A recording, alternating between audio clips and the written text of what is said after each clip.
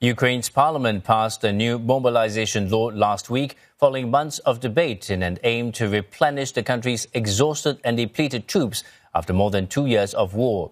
But because Ukrainian soldiers are vastly outnumbered by Russian forces on the front lines, it is looking like those who have been fighting since the start of the full-scale invasion will have to remain on the battlefield.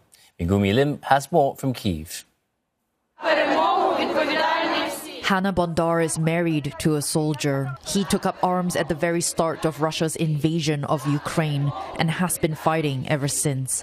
While he served on the front lines, she joined protests calling for his demobilization. It is said that the best motivation is to know the terms of demobilization. 24 months on front line, it is really hard. They don't have any changes, any rotations. She expected that the law to mobilize more troops would also make way for people like her husband to be relieved from duty. But the final bill adopted by Parliament on 11th April dashed her hopes.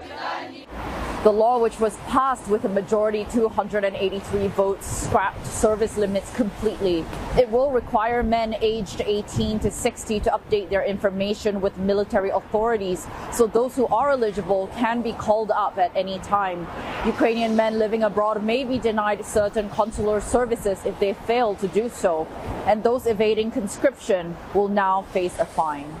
When Russian troops poured into Ukraine in 2022, long lines formed outside military recruitment offices. After more than 2 years of war and tens of thousands killed or injured, motivation has waned. And without clear terms for demobilization, the prospect of being called up has become more daunting. Я розумію, що це важливо мати якусь точку у часі, період, щоб розуміти, до якого дедлайну потрібно протриматись, і далі буде якась ротація, буде трішки легше. The final decision on the mobilization law was not an easy one. More than 4,000 revisions were made during months of debate. Before the vote took place, an army general gave lawmakers a sobering report. Ukraine's troops were outnumbered 7 to 10 times on the eastern front lines. Я до вас дуже прошу, прийміть цей закон. Він нам конче не потрібен, він нам дуже потрібен. Дуже. Ми тримаємо оборону з останніх сил. U.S. officials have warned that the possibility of Ukraine's army collapsing could not be ruled out as they faced dire shortages of ammunition and troops. That's why experts argue that demobilization should be decided once new reserves are determined.